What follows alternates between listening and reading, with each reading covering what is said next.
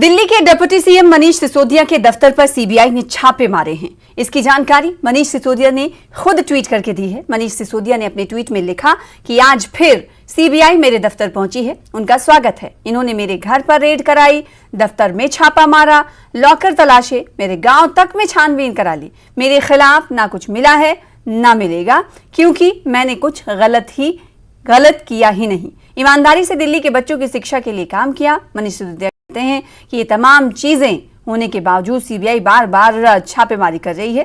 वहीं सीबीआई के सूत्रों ने कहा है कि हमने डिप्टी सीएम मनीष सिसोदिया के ऑफिस पर कोई छापेमारी नहीं की है। फिलहाल सीबीआई की तरफ से कोई आधिकारिक जानकारी अभी तक नहीं सामने आई है।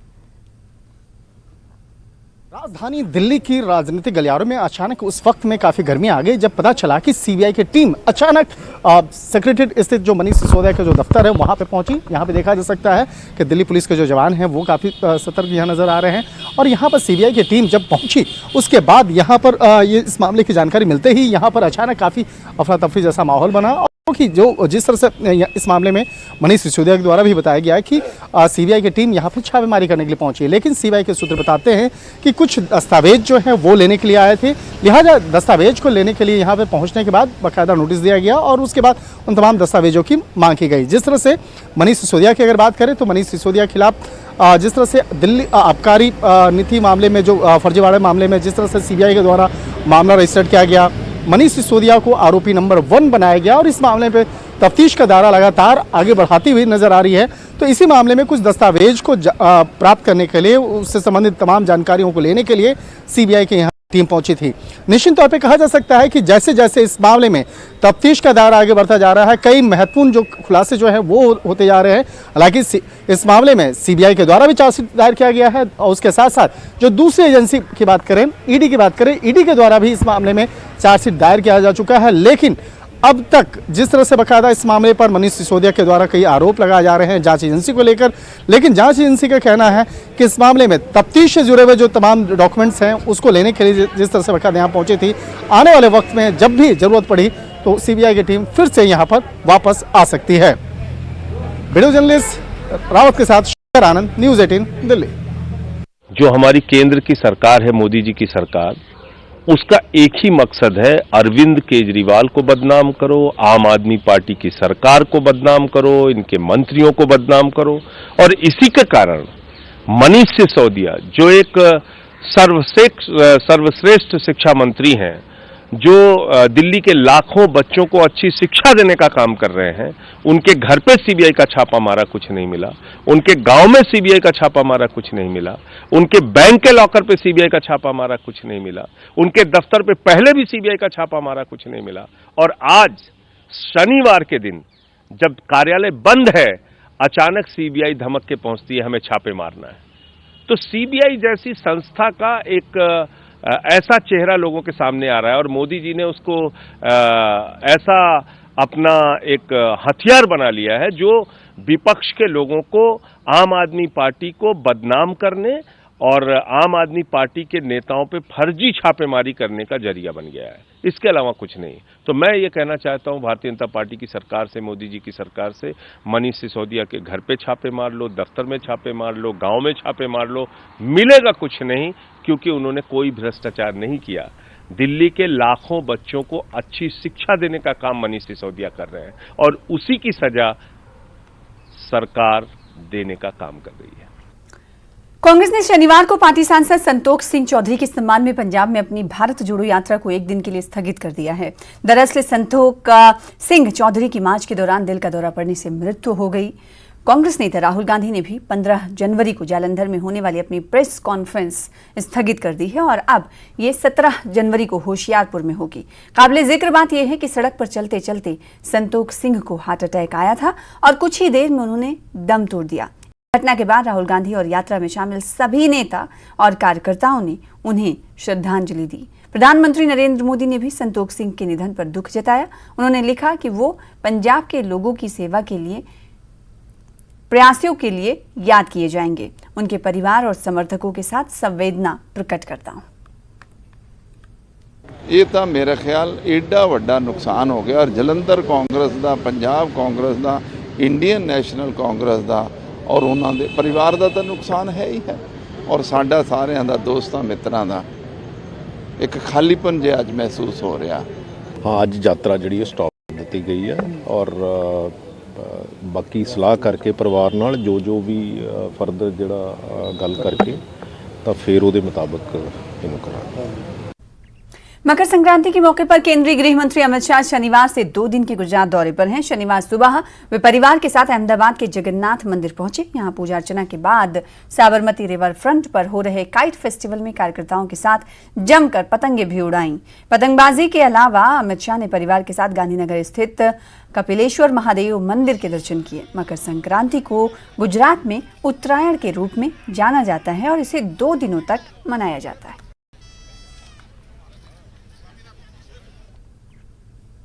विदेश मंत्री डॉक्टर एस जयशंकर ने कहा कि कोविड काल के दौरान भारत ने वैश्विक चेतना को विभिन्न और विविध तरीकों से प्रभावित किया और इस बार भारत न केवल अपने लिए और दुनिया के लिए टीकों का उत्पादक बनता रहा बल्कि टीकों का आविष्कारक भी किया। In the COVID period, India impacted global consciousness in very different and diverse ways. Normally, we would have all been at the tail end of a global queue for new medicines. This time around, India was not only a successful producer of vaccines for itself and for the world, but an inventor of vaccine to boot.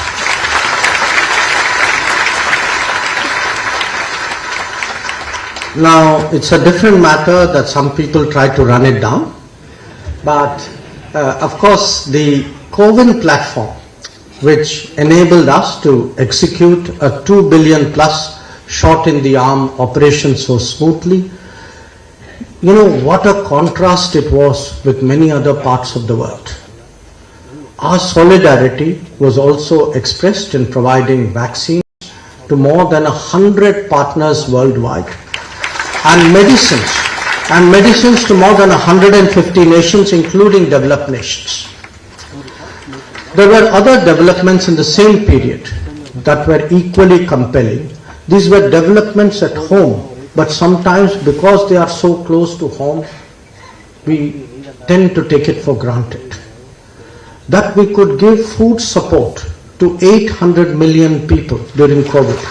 800 million people, that is twice the population of the European Union. And financial assistance to over 400 million people. And that too without leakage. आगे बढ़ेंगे। दिल्ली में BJP सांसद गौतम गंभीर ने लक्ष्मीनगर में एक और जन रसोई का मकर संक्रांति पर उद्घाटन किया। गौतम गंभीर ने न्यूज 18 से बातचीत में कहा कि लोगों को भोजन कराना भारतीय जनता पार्टी का एक बड़ा लक्ष्य है। ऐसे में गरीब अगर 1 रुपए में भरपेट भोजन करते हैं तो दिल्ली में कोई भी व्यक्ति आने वाले समय में भूखा नहीं रहेगा। गौतम गंभीर ने दिल्ली के मुख्यमंत्री अरविंद केजरीवाल को नसीहत देते हुए कहा कि वो दिल्ली की जनता को अपना बेटा बोलकर राजनीति करने आए थे, लेकिन वो दिल्ली के उपराज्यपाल से लड़कर दिल्ली की जनता से धोखा कर रहे हैं। हमारे साथ सांसद गौतम गंभीर हैं। एक जन आशा रसोई का उद्घाटन फिर से किया गया है और ये वही जगह है जहां पर पहले कूड़ा घर था, उसको साफ किया गया और उसके बाद लोगों को खाने के लिए एक रसोई खोली गई। सर, एक बड़ी उपलब्धि मानी जाए, ये 5वीं जन रसोई है, लेकिन जिस तरह लोगों का हुजूम है, क्या कहेंगे? देखिए, यही कहना चाहता हूँ कि पहले तो मैं लोगों को धन्यवाद करना चाहता हूँ कि वो यहाँ पर इतनी बड़ी संख्या में आए और हम जितने ज़्यादा से ज़्यादा लोगों को खाना खिला सकें, ये हमारी भावना है, हमारी सेवा, ये सेवा हम करना चाहते हैं। क्योंकि दिल्ली में अगर कोई व्यक्ति भूखा नहीं सोता, उससे बेहतर क्या हो सकता है। मेरी और मेरी पार्टी की हमेशा ये नीति रही है कि हम सेवा के भाव से राजनीति करना चाहते हैं, वोट बैंक के भाव से नहीं। जहाँ पर हमने जन रसोई खोली है, यहाँ पर हमारा निगम पार्षद भी नहीं है, उसके बावजूद हम ये कोशिश कर रहे हैं। और इस जन रसोई का तो उद्घाटन भी यहाँ पर सबसे बड़े मंदिर के पुजारी, मस्जिद के मौलवी और गुरुद्वारे के ग्रंथी ने किया है। तो ये हम कहना चाहते हैं कि ये जन रसोई किसी भी धर्म से उठकर हर व्यक्ति को सम्मान के साथ खाना खिलाएगी। सर, नेता तो बहुत आते हैं, उद्घाटन करके चले जाते हैं, लेकिन आपने 1 रुपया भी दिया, उसी रसोई से खाना निकाला और चखा, कन्याओं को भी खिलाया। देखिए, दिल्ली को नेता नहीं, दिल्ली को बेटे की ज़रूरत है और दिल्ली को ऐसे व्यक्ति की ज़रूरत है और ऐसी भावना की ज़रूरत है कि हम दिल्ली के लिए कुछ अच्छा कर सकें। और मेरा मानना है कि इस जन रसोई में आपको उसी तरीके का खाना मिलेगा जिस तरीके का खाना मेरे घर में बनता है। या किसी भी व्यक्ति के घर में बनता है। यहाँ पर किसी तरीके का कोई भेदभाव नहीं होगा। तो यहाँ पर अगर लोग यहाँ पर आकर इसका लाभ उठाते हैं, भरपेट खाना खा के वापस जाते हैं, उससे बेहतर क्या चीज़ हो सकती है। सर, गरीब का फायदा लेके अरविंद केजरीवाल मुख्यमंत्री बन गए, अब एलजी से लड़ रहे हैं। एलजी ने ये कहा कि भाई आपने ऐड दे दिया 164 करोड़ रुपए वापस करो, उस पर नाराज हो गए।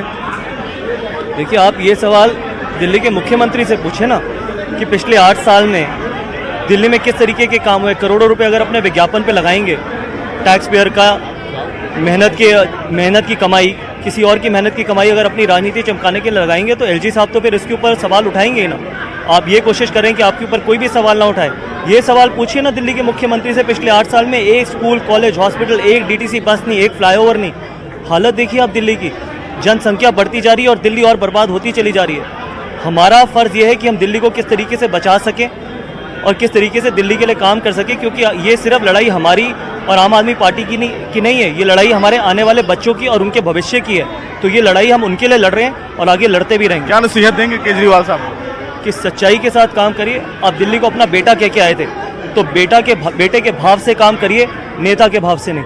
तो ये हैं गौतम गंभीर, जिन्होंने साफ तौर से अरविंद केजरीवाल को एक बड़ी नसीहत कि बेटा कह के अगर आप सत्ता में आए थे तो बेटे के भाव से ही फिलहाल राजनीति करिए। लेकिन सबसे बड़ी बात कि गौतम गंभीर की तरफ से एक और जन आशा रसोई का उद्घाटन किया गया, जहां पर 1 रुपए में तमाम लोगों को फिलहाल रसोई और वो खाना मिलता है। लेकिन कुछ और बच्चे भी हैं, इन्होंने उद्घाटन करा, आप लोगों ने उद्घाटन किया है, कैसा लगा खाना? अच्छा लगा। क्या खाया? राजमा चावल। राजमा चावल। तो ऐसे रसोई और बच्चों के लिए भी अच्छा है, बढ़िया लगा खाना खा? हाँ। क्या नाम है? अक्षा महमूद। तो देखिए, ये बच्चे हैं जिन्होंने उद्घाटन भी किया और चखा भी। तो ये एक बड़ी उपलब्धि फिलहाल की गरीबों के लिए मकर संक्रांति के दिन एक नई जन आशा रसोई का उद्घाटन किया गया है, जिसमें तमाम लोगों को 1 रुपए में अब पूरा पेट भोजन मिलेगा। कैमरामैन सोनू के साथ सुशील पांडे, न्यूज़ 18 दिल्ली।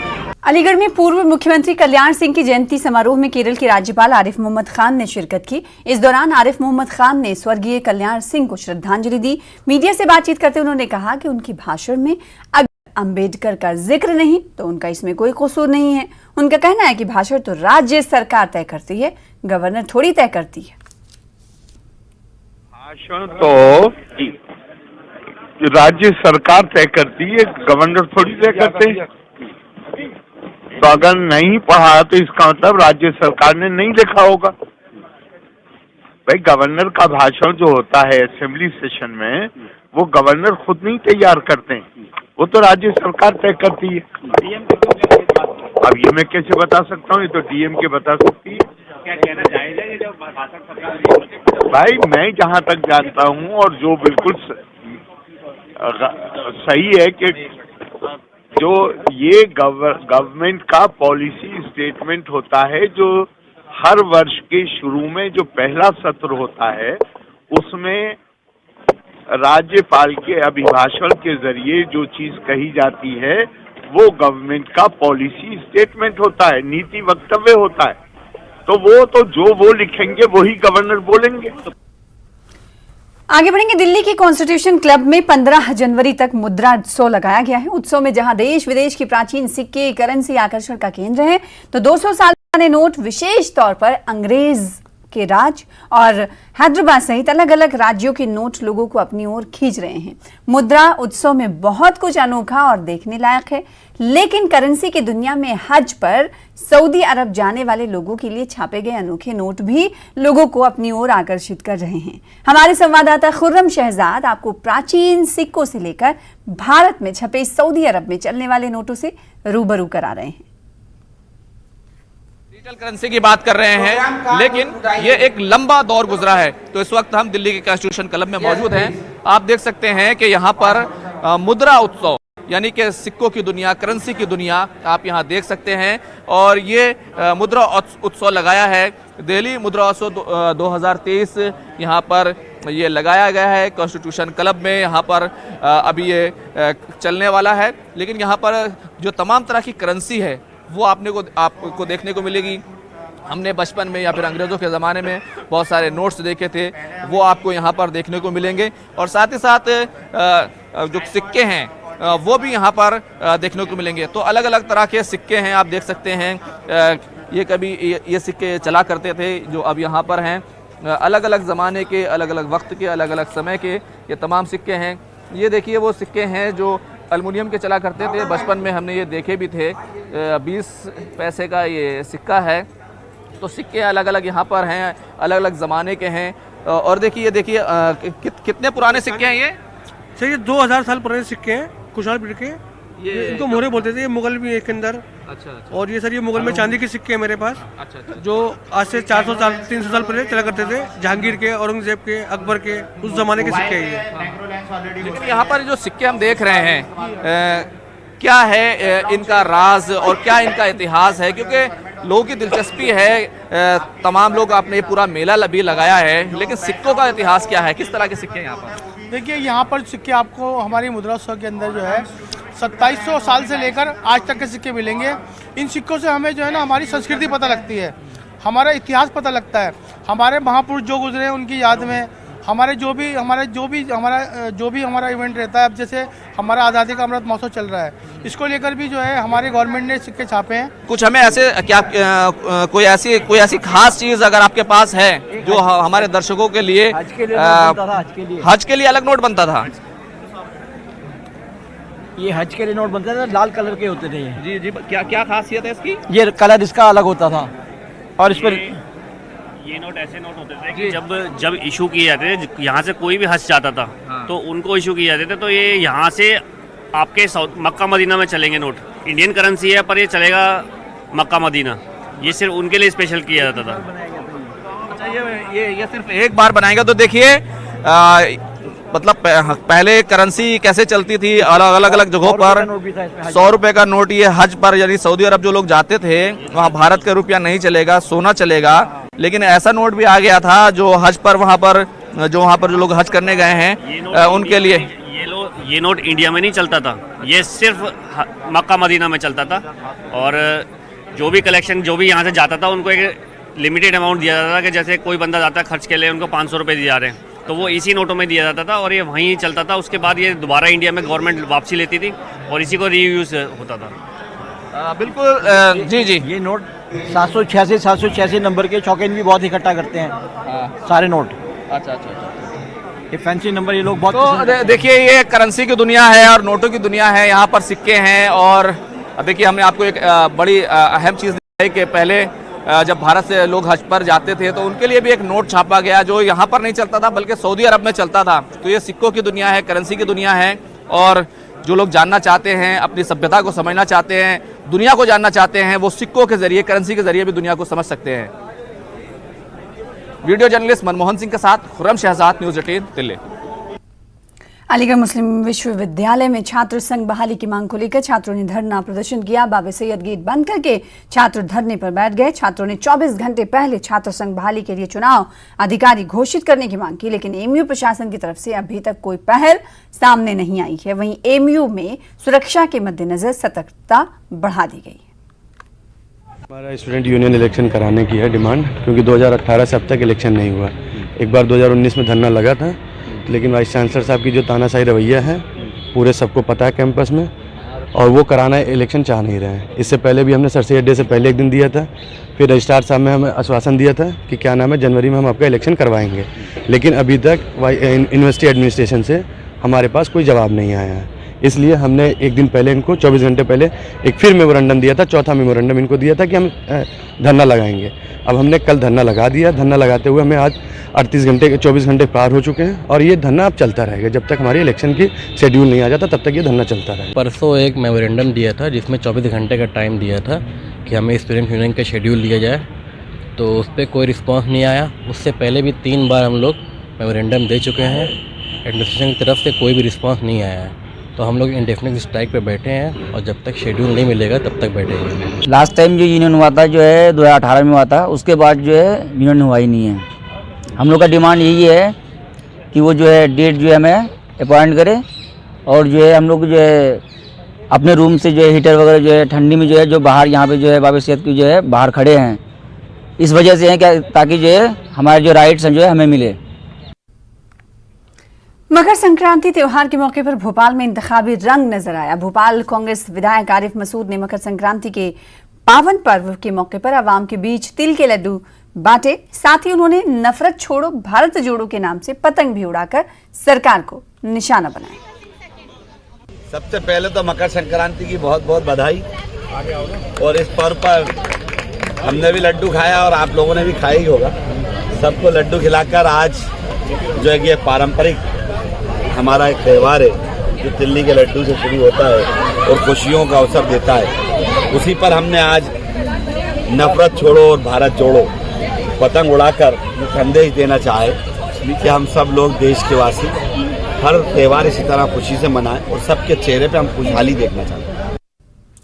तीर्थराज प्रयाग में मकर संक्रांति का पर्व बड़े ही हर्षोल्लास के साथ मनाया गया। संगम तट पर लगने वाले माघ मेले में मकर संक्रांति के अवसर पर लाखों श्रद्धालुओं ने गंगा, यमुना और अदृश्य सरस्वती के घाटों पर आस्था का स्नान किया।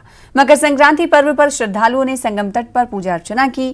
कड़ाके की ठंड और कोहरे के बावजूद संगम तट पर लाखों श्रद्धालु जमा हुए रहे। को मकर संक्रांति की बहुत बहुत शुभकामनाएं। और इस बार माघ मेले को स्वच्छ, सुरक्षित, सुव्यवस्थित, दिव्य, भव्य और नव्य बनाने के सारे इंतजाम किए गए हैं। आज मकर संक्रांति के पर्व पर सूर्य भगवान धनु राशि से निकलकर मकर राशि में प्रवेश करते हैं। इस समय सूर्य भगवान की प्रसन्नता के लिए तिल, गुड़, अन्न, धन, वस्त्र आदि का दान देकर भगवान सूर्य को प्रसन्न किया जाता है। और इस परम पवित्र घाट पर, परम पवित्र गंगा यमुना सरस्वती मैया जी के संगम घाट पर स्नान करके ब्राह्मणों को उचित दान देकर उनका आशीर्वाद प्राप्त करके अपना और अपने जीवन और पितरों का उद्धार करने के लिए यह पर्व मनाया जाता है। फिलहाल इसी के साथ इस बुलेटिन में इतना ही। मजीद खबरों के लिए देखते रहिए न्यूज़ 18 GKLH। नमस्कार।